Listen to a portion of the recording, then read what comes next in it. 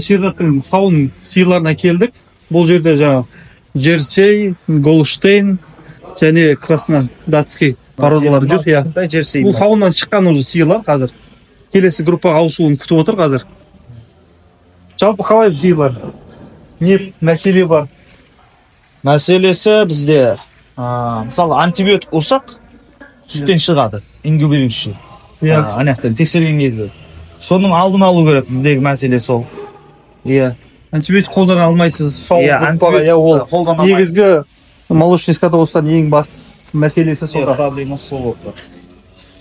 Сауын сиырды сауатын уақытта антибиотик қолданса, оның сүтін төгу керек бір ай бойына, немесе сүттен шықпайтын антибиотик қолдану керек біз. Одан кейін тағы бір мәселе, аяқтары ауып қалады. Аяқтары.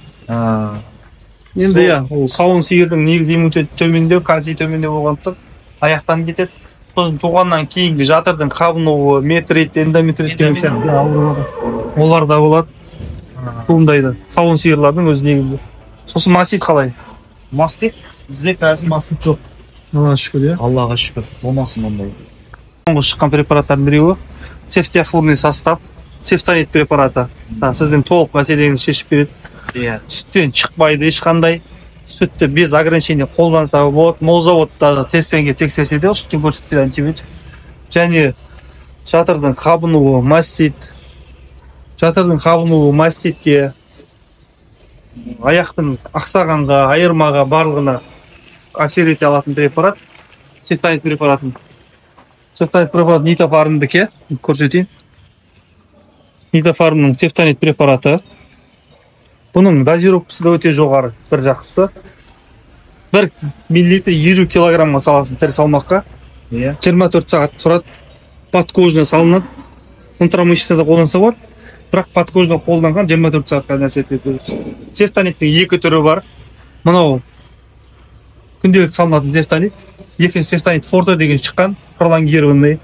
Бір-ақ рет саласыз оны. Мынау күнделік салынады 5 күнге дейін. Курс лечения 3 күнден 5 күнге дейін. Жатырдың қабынуы, мастит, ақсағандарға, айырмаларға без ограничения молока қолдансаңыз болады. Сізге табыстадым. Мәселе туып жатса, салып, тесттен өткізсеңіз болады.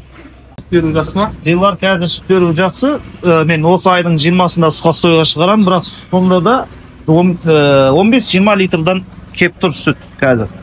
Сухостойға шығатын сиырларда? 5-6 күн қалғанша шығуға. Жақсы, өте керемет. Краснодатскийлар 25-тен 30 литрға шейін берді.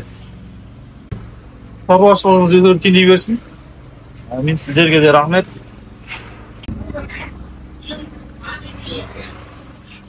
Болмадан